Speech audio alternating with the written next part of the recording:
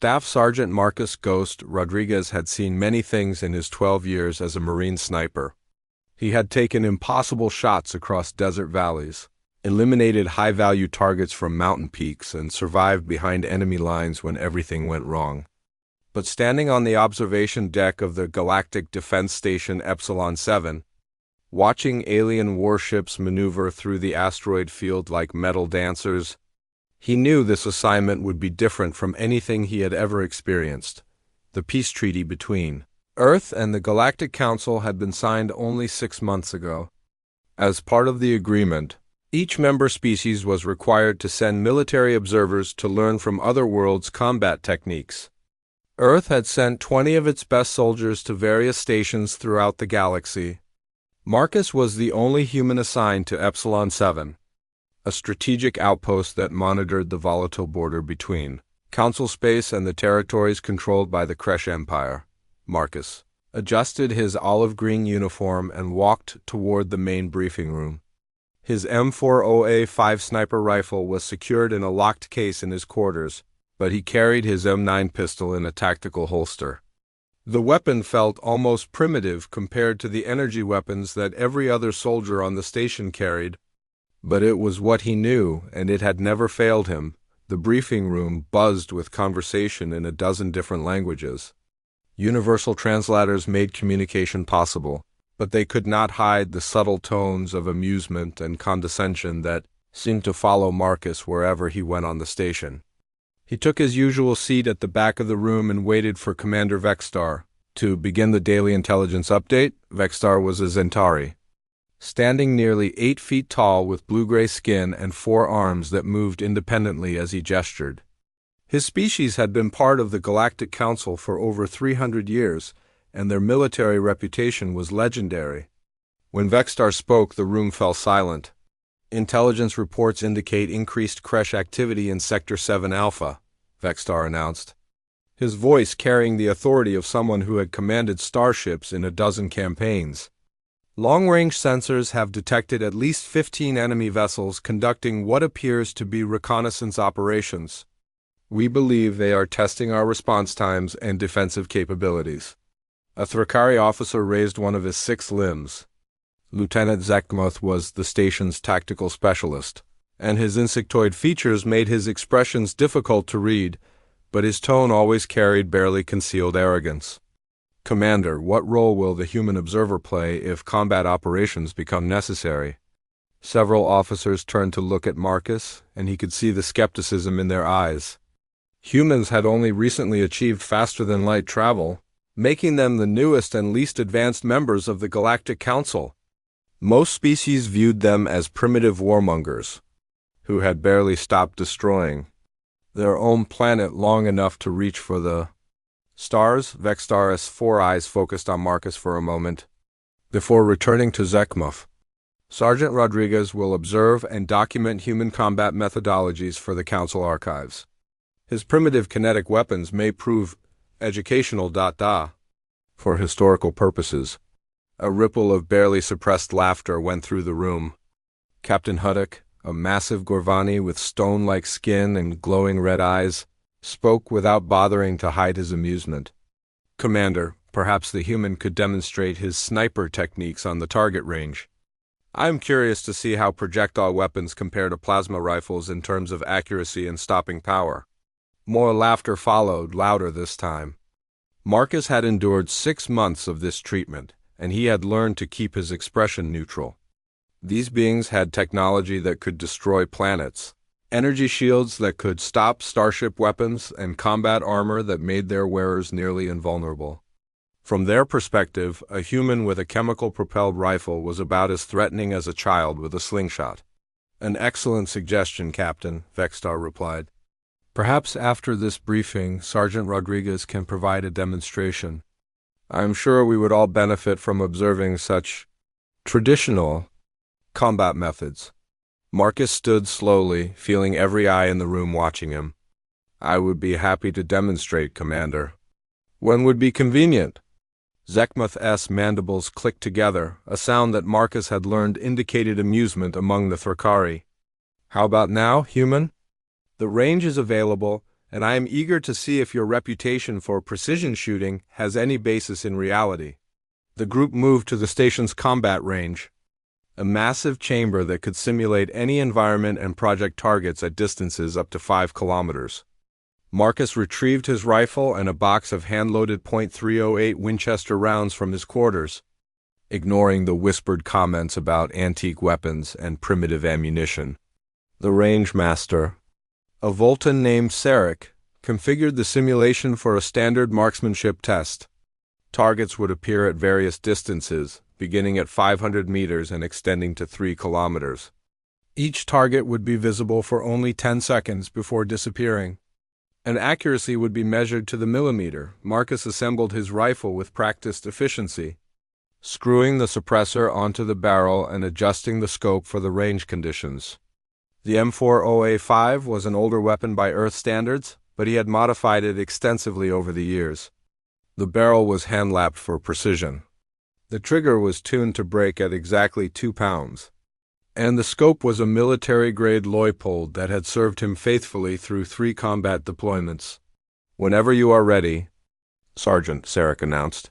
His multiple tentacles dancing across the control panel, Marcus dropped into a prone shooting position, something that drew more amused comments from the assembled officers. Their energy weapons required no specific stance or breathing techniques. Point, squeeze, and the target would be vaporized by coherent light or superheated plasma. The first target appeared at 500 meters, a standard humanoid silhouette. Marcus controlled his breathing, found his natural respiratory pause, and squeezed the trigger. The rifle bucked against his shoulder with familiar authority, and the target immediately displayed a perfect center mass hit. Zekmuth clicked his mandibles dismissively. Adequate for such a short distance, but hardly impressive. "Our standard training ranges begin at 2 kilometers. Marcus said nothing, instead focusing on the range.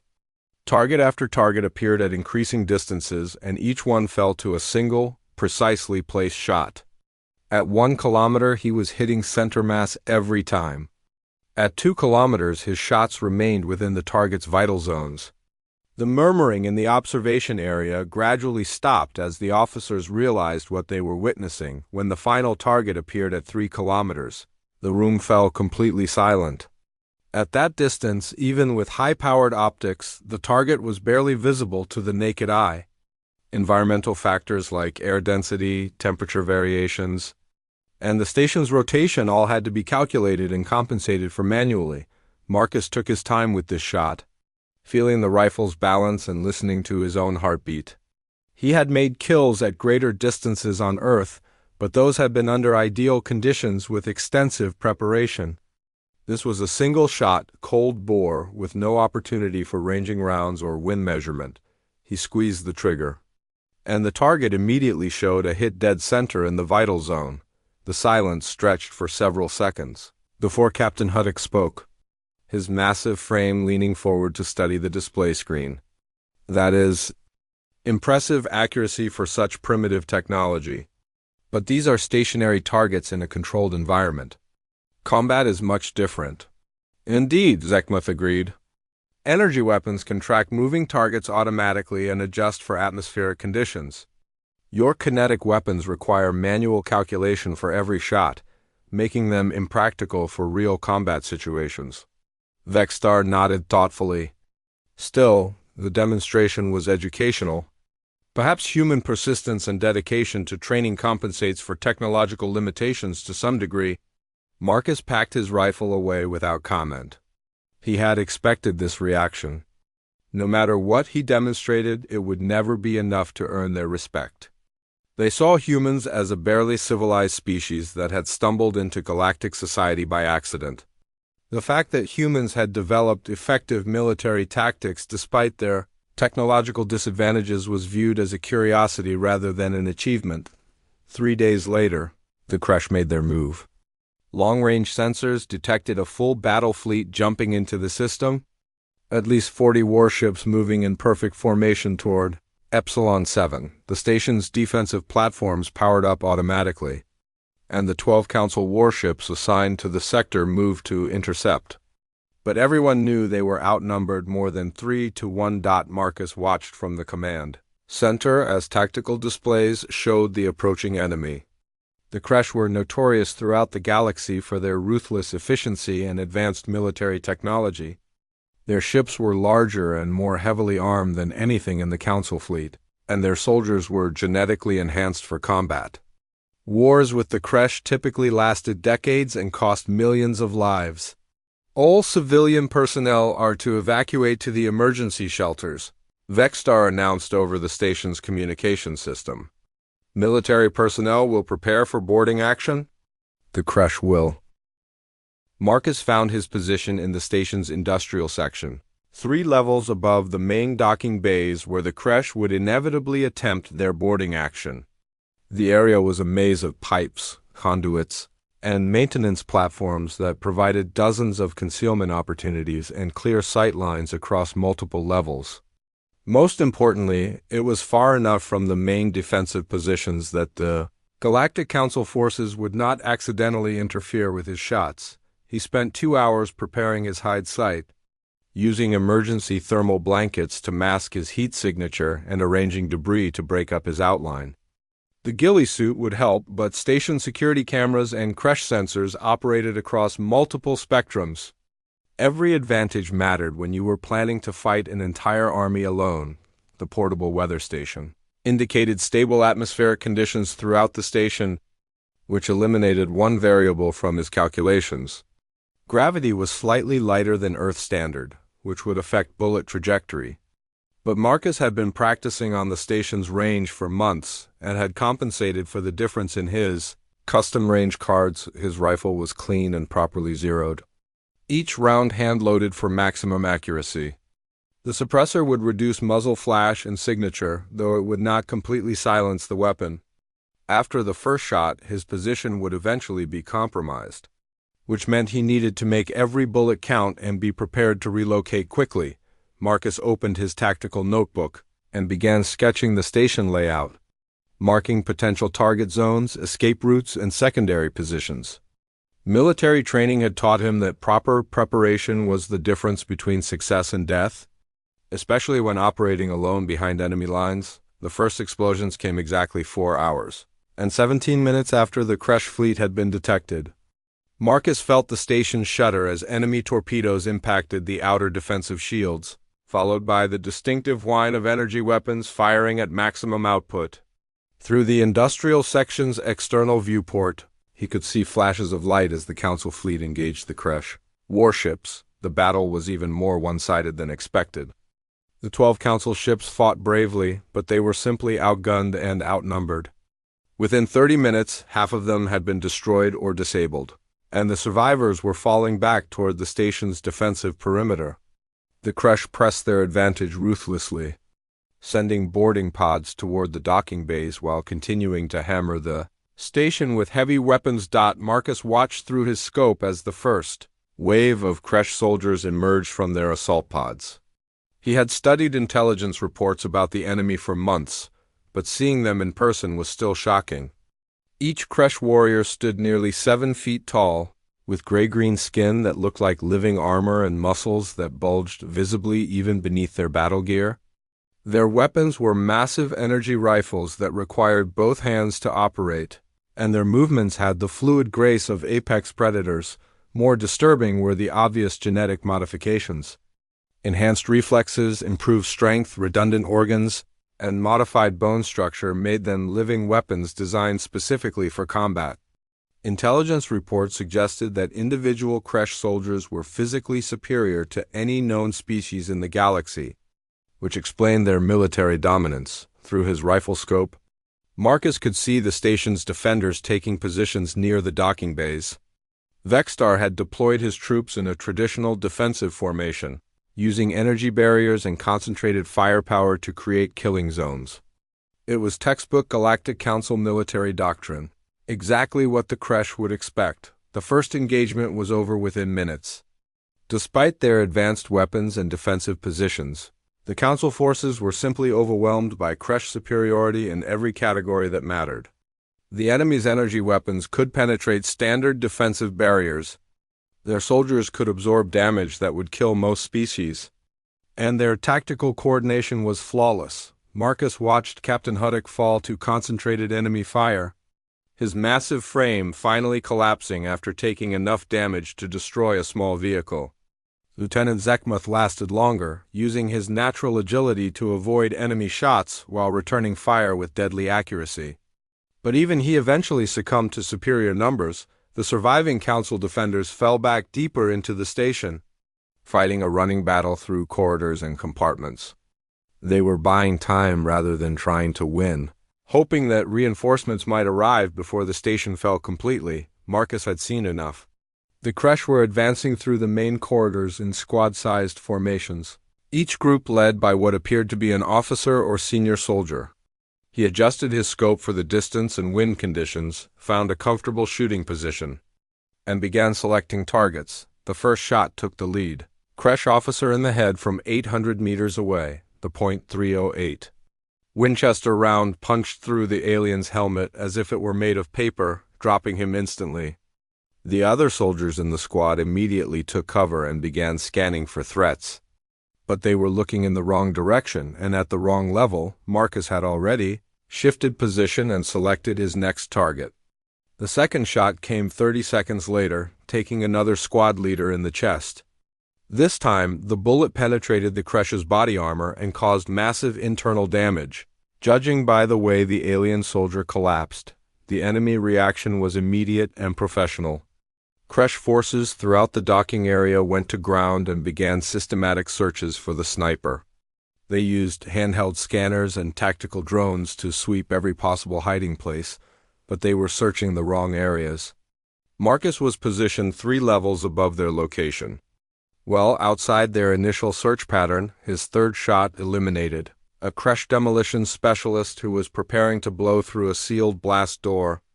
The alien was kneeling beside a large explosive device when the bullet found him, and Marcus had the satisfaction of watching the Kresh's own explosives detonate prematurely.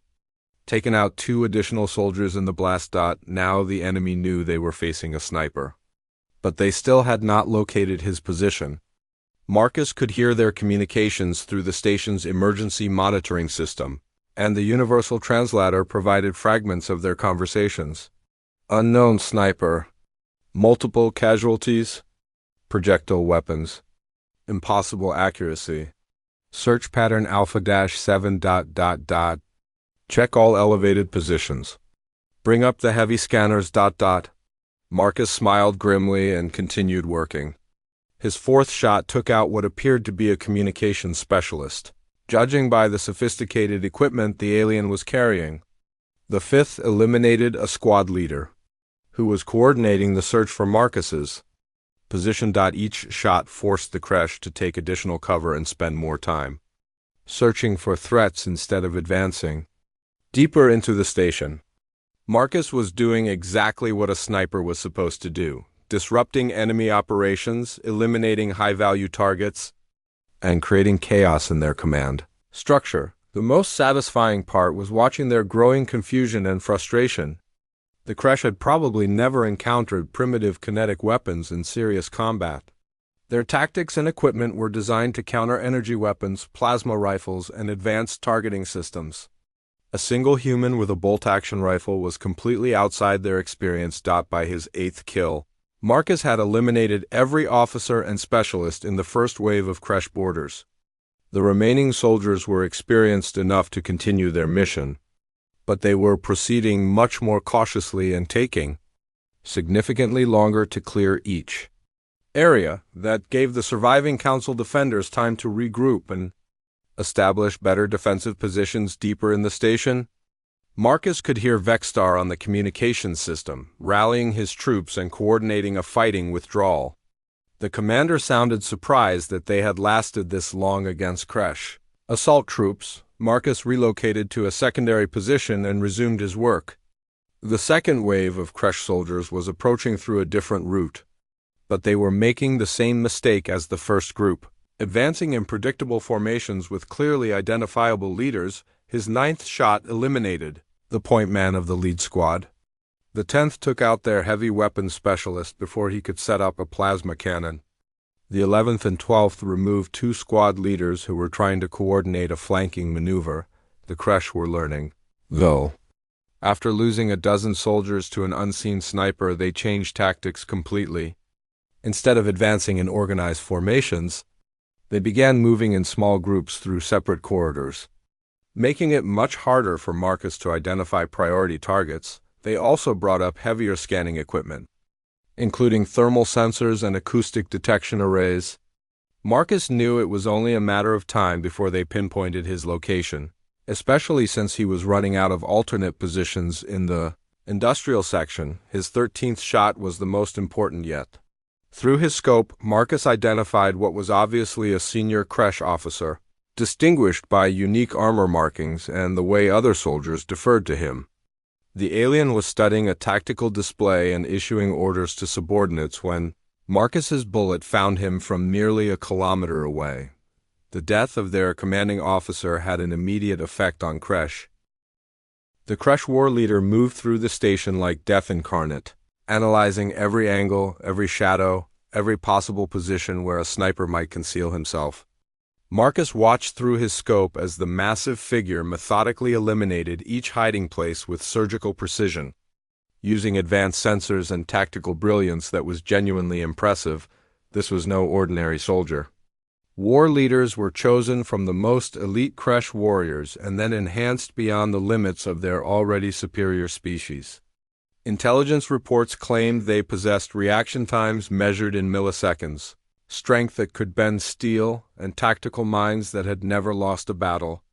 More disturbing, they were said to have an almost supernatural ability to predict enemy movements and counter any strategy. Marcus studied his target for 15 minutes, noting movement patterns, equipment configurations, and behavioral tendencies. The war leader was methodical and patient, never exposing himself unnecessarily, always maintaining cover and concealment. He was also clearly intelligent enough to understand exactly what kind of threat he was facing through the station's communication system. Marcus could hear the war leader issuing orders in the harsh Kresh language. The universal translator provided fragments: primitive kinetic weapons, single shooter, exceptional accuracy, systematic elimination of command structure. What chilled Marcus was hearing his own tactics analyzed and dissected by someone who understood them perfectly. The war leader knew he was facing a sniper, knew the human was using superior training and patience to compensate for technological disadvantages, and was adapting his strategy accordingly. The Kresh began moving in new patterns, designed specifically to counter sniper attacks.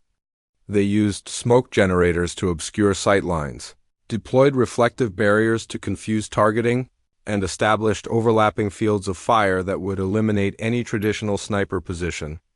Most importantly, they were systematically searching every level of the station using detection equipment that could penetrate most forms of concealment. Marcus realized he had perhaps 30 minutes before they located his current position. After that, he would be facing the combined firepower of an entire Kresh assault force led by their most dangerous warrior. The odds were so heavily stacked against him that any reasonable person would consider surrender or evacuation, but Marcus had not survived 12 years as a Marine sniper by being reasonable. Instead, he began implementing a strategy that would have been considered insane by any military doctrine ever written. He was going to hunt the war leader actively. Traditional sniper tactics called for patience, concealment, and selective targeting from long range. Marcus was going to do the exact opposite.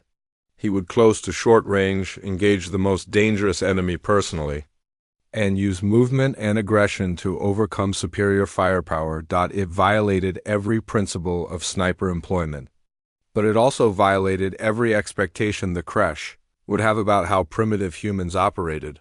Marcus packed his essential equipment and began moving through the station's service quarters, using maintenance shafts and emergency passages that did not appear on standard tactical maps. His destination was the central command level where the war leader was coordinating the search operation. The approach took 40 minutes of careful movement through areas where discovery would mean instant death.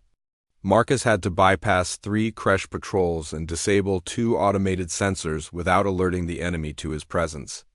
Each movement required absolute silence and perfect timing. When he finally reached his target area, Marcus could see the war leader through a ventilation grate, standing in what had been the station's main briefing room.